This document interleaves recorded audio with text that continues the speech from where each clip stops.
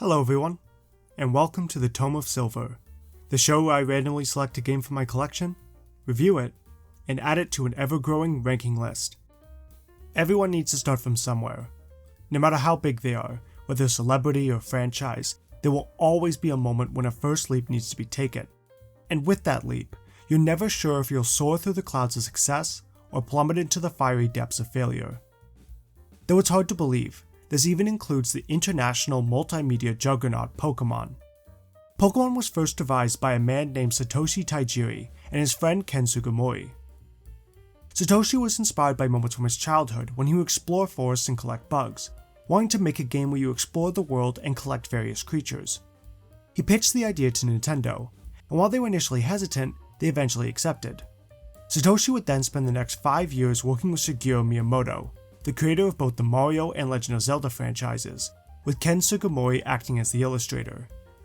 On February 16, 1996, Pokémon Red and Green versions were released in Japan for the Game Boy, with an updated version of the game being released in the form of Pokémon Blue sometime later.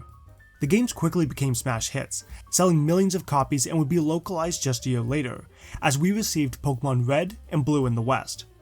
No Green version, interestingly enough, but the Western releases had the updated features from the Japanese Pokémon Blue, so we weren't missing out on much. These would be the games that would go on to be the single most popular media franchise, with all future titles building upon the foundations these games laid. But after all these years of updating and refining the formula, how do the originals hold up? Pick your starter, catch some critters, and let's turn the page to Pokémon Red for the Game Boy.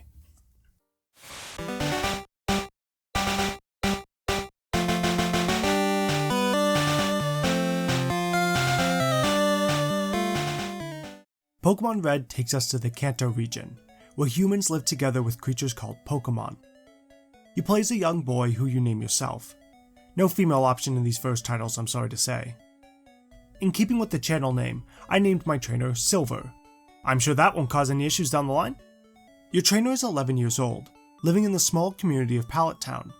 And when I say small, I mean the town consists of you, your neighbor, and a lab. You have no father, and a mother who believes it's okay for you to head out and explore the world on your own because she saw it on TV. And we go to do just that before being stopped by Professor Oak, a Pokemon researcher who warns us that it's too dangerous to go out into the Pokemon-filled wild without a Pokemon of our own. So, does our mom have a Pokemon too, or were we and our neighbor trapped in this town with no means of reaching the outside world? Anyways, Professor Oak brings us to his lab, where our childhood friend and rival, Blue, awaits. Professor Oak explains that he used to be a Pokemon researcher who aspired to record every Pokemon. Now being too old to do that for himself, he passes that dream on to you, giving you a Pokemon of your very own from one of 3 choices. Your rival also picks his own Pokemon, selecting whichever Pokemon is stronger against yours, the bastard. With that, the two of you begin your Pokemon journey. Your primary goal is to travel from town to town and fight 8 gym leaders, exceptionally strong Pokemon trainers, each of which specialize in a particular type of Pokemon. Obtaining all 8 gym badges will grant you entry to the Elite Four, and defeating all 4 consecutively will make you Pokemon League champion. Along the way, you will face off against Team Rocket, a group of villainous thugs wishing to steal Pokemon and take over the world. And of course, once you've beaten the Elite Four, you can go for the ultimate goal of catching all 151 Pokemon. The story in Pokemon is very light, and by light I mean almost non-existent. Once you leave Pallet Town to explore Kanto, the focus becomes moving from town to town, catching and raising Pokemon, and beating the gym leaders. The closest the game gets is when the player encounters Team Rocket, as you put a stop to their plans and defeat their leader Giovanni. Normally, I prefer a game to have a narrative. It just adds a bit more oomph to battles when it feels like I'm fighting for something. But in the case of Pokemon, I think its minimal approach to story is okay, and I'll explain why in a bit. But if you're expecting a game with a gripping story and a memorable cast of characters, you may want to look elsewhere. Really, the only character who gets anything even remotely resembling development is your rival. I love the rival in Pokemon Red and Blue, not because he's a particularly well-written character, far from it, but because he fits the role of a rival so well. His constant snarky attitude gets under your skin just enough to make me want to beat him and his team into the dirt without ever getting too obnoxious. Plus, the fact that he selects the Pokemon with a type advantage against yours means he has the upper hand against you from day one. That's not even to mention that every time you encounter him for a battle, he's always leaving the place you are just arriving to, giving a distinct impression that he is always one step ahead. Your rival continuously feels like he has a leg up on you, making him feel like an obstacle to overcome, and makes it all the more satisfying when you beat him. The use of a rival is simple, but the way it's done in Pokémon is brilliantly effective. Now let's get into the meat of Pokémon. As you explore the Kanto region, you'll have to battle other Pokémon, whether it be wild Pokémon found in grass and caves, or by battling other Pokémon trainers. In battle, each Pokémon has a specific type, such as fire, water, grass, etc., with each Pokémon being able to have up to 4 moves with their own type as well. Certain types of moves can deal more or less damage depending on the type of Pokémon it's used against. For example, fire deals bonus damage against grass, bug, and ice types, but is less effective against water and rock types. Memorizing the various strengths and weaknesses of the types can take some getting used to, but once you do, you'll find the type mechanic to be an incredibly effective combat system. That said, as this was the first entry, some Pokémon types are a bit unbalanced, specifically Psychic type Pokémon. Psychic types are absurdly strong, being capable of dishing out ludicrous amounts of damage while having virtually no weaknesses outside of bug types. However, bug Pokémon are barely a threat, usually having mediocre to poor stats while not having much, if anything, in the way of strong attacks. And to those who are used to future titles and are thinking ghost types are also super effective against Psychic, you may be surprised to learn that in Pokémon Red and Blue, Psychic types are not only resistant to ghost type attacks, they're actually immune to them entirely. That's just insane. This issue does fortunately get fixed in future games, but here it does throw the game's balance a bit out of whack. If you get a Psychic type, especially the likes of Alakazam on your team, you likely won't struggle a whole lot with this game. Then you have the likes of Ghost and Dragon type Pokémon, each which only have one evolutionary line to their name. I suppose on one hand, it does make them feel more exotic and special, but really, we couldn't get a few more Dragon and Ghosts? Ah well. Naturally, whatever starter Pokémon you chose at the beginning of the game won't be enough to properly defeat every type of Pokémon you encounter. You can have up to 6 active Pokémon in your party at a given time, and if you want your team to be the best it could be, you'll want a wide spread of Pokémon types at your disposal. To do that, you'll want to catch more Pokémon. This can be done by walking around in grassy areas, in caves, and in water.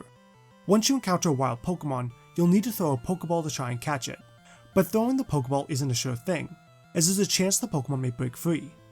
To mitigate this, you'll want to weaken the Pokemon, as the lower the health, the higher the success rate of catching the Pokemon. However, if the Pokemon's HP reaches 0, then that Pokemon will faint, and you'll be unable to catch it. Some people may find this a bit frustrating. Why can't you just catch the Pokemon once it's defeated? But I think it adds a good risk-reward system. Do you feel confident enough that your next move won't take the Pokemon out? Or do you risk running out of Pokeballs because of the lower catch rate? There are over 150 Pokemon to find and catch around the region of Kanto, each with its own unique design, and some of which can evolve into stronger forms after reaching a certain level or meeting certain conditions. Not all the Pokemon designs are winners. Ekans is literally just a snake, and not all of the original sprite work holds up.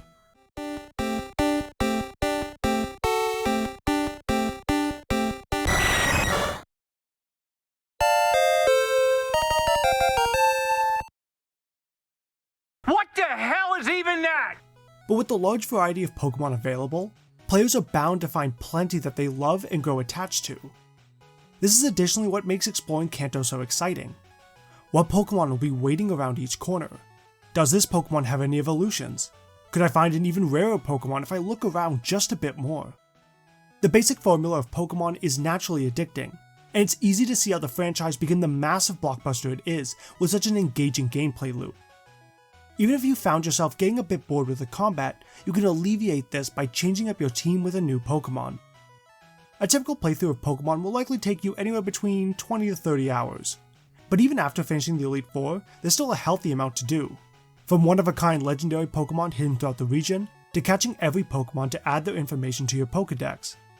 Pokemon Red and Blue also had Game Boy to Game Boy connectivity, allowing you to trade Pokemon with your friends or go head-to-head in a Pokemon battle to see which one of you has the better team. Pokemon had no shortage of content, and I feel confident in saying that there's enough here to keep someone playing for hundreds of hours. but if the amount of content in a given playthrough wasn't enough, another part of Pokemon's charm is how much replay value it has.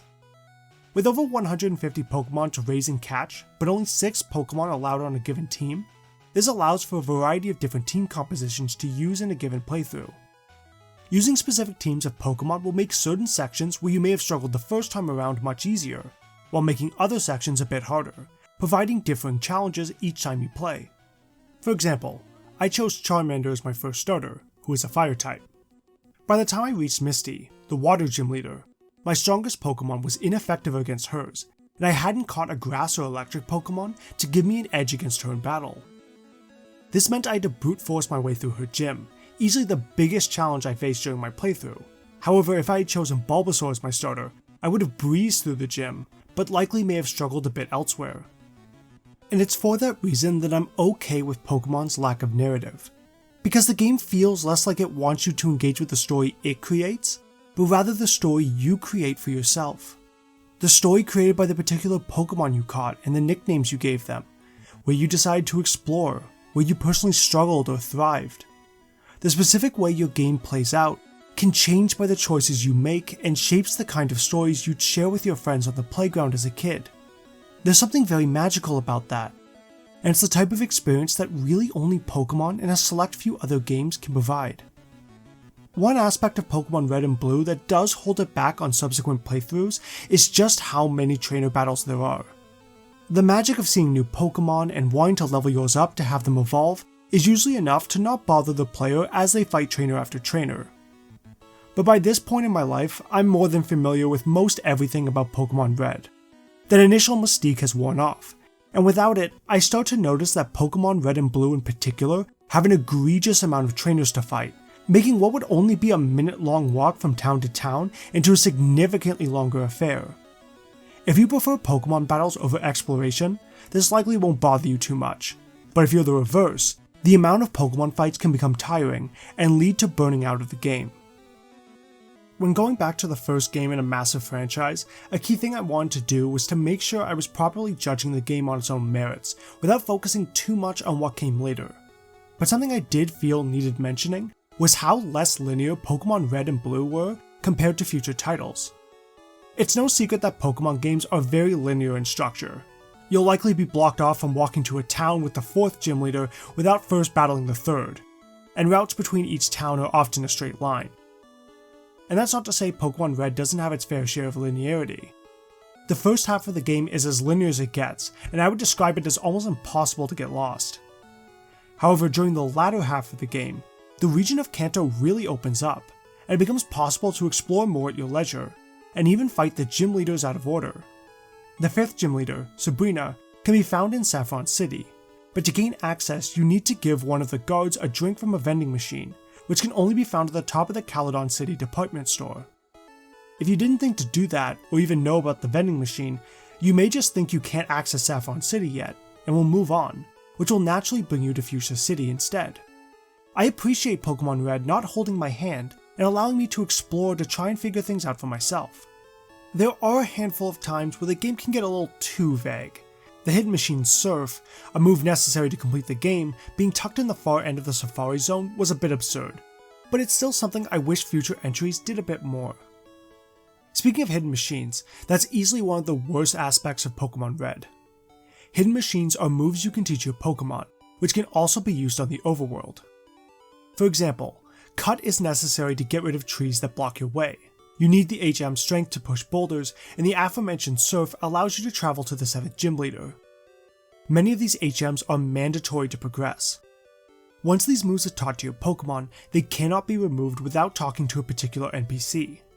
Some of these HMs are decent moves, like Surf and Strength, but others like Flash and especially Cut are not particularly good, and drop off remarkably hard in the second half of the game.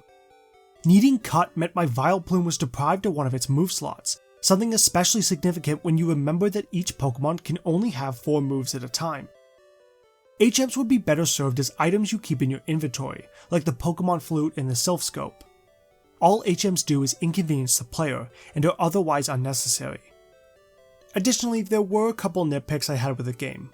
First, for the amount of trainers you have to fight, money in the early game seemed hard to come by. This often led to situations where I didn't have enough money to buy the necessary healing items for a long string of trainer battles. Pokemon centers heal Pokemon for free, but these are only ever located inside towns and cities. So if my Pokemon got too banged up, I needed to walk back, heal up, and then return to where I was. In places with a lot of trainers like the SS Anne cruise ship in Silphco, this constant back and forth quickly got monotonous. Thankfully, money becomes much more plentiful later on, and the issue was all but gone during the second half of the game. Finally, the amount of inventory space in your bag is way too limited. You can only hold 20 items maximum at a time. Thankfully, the PC at Pokemon Centers allows you to store items that you want to hold on to but don't currently need. But much like the Pokemon Center, if you're exploring a cave or one of the bigger dungeon-like areas, and you find out you can't pick up an item because your inventory is full, you'll either need to toss an item permanently from your bag to pick up the new item, or travel all the way back to a Pokemon Center, store the items, then walk all the way back to pick up the item again. It's tedious, and I just wish the bag had more space. For being the first of their kind, Pokemon Red and Blue was something really special. Its addicting gameplay loop and the way it encouraged sharing one's experience with friends was inherently unique, and laid the foundation for future games to build upon. That said, the game has certainly shown its age in a lot of ways, from the unbalanced Pokemon types, far too many trainer battles, and limited inventory space being among them. Pokemon Red is still plenty fun, make no mistake. I thoroughly enjoyed myself, but the minor gripes I have with it do add up, and make it far from my first choice when looking to play some Pokemon. As such, Pokemon Red will take the number 19 spot, beating Naruto Ultimate Ninja Storm, but failing to swing higher than Ultimate Spider-Man. Not bad, Pokemon, but I know you can, and will, do better. And that's it for Pokemon Red. Next time we'll be taking a look at another turn-based RPG, hailing exclusively from the Game Boy Advance. This RPG features a franchise we've looked at once before here on the Tome of Silver, but not one you'd expect to have a handheld RPG. Please look forward to that. In the meanwhile, thank you all so much for watching. Take care, and may we see each other again when we turn to the next chapter in the Tome of Silver.